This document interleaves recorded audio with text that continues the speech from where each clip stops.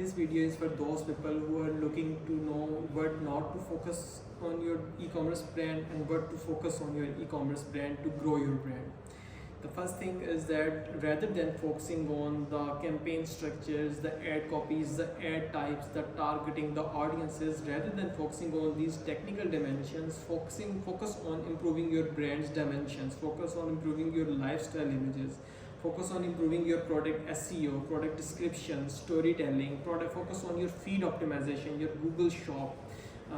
All these minor dimensions that mostly get ignored in small to medium brands because they take hefty time to tell the story about your products, why,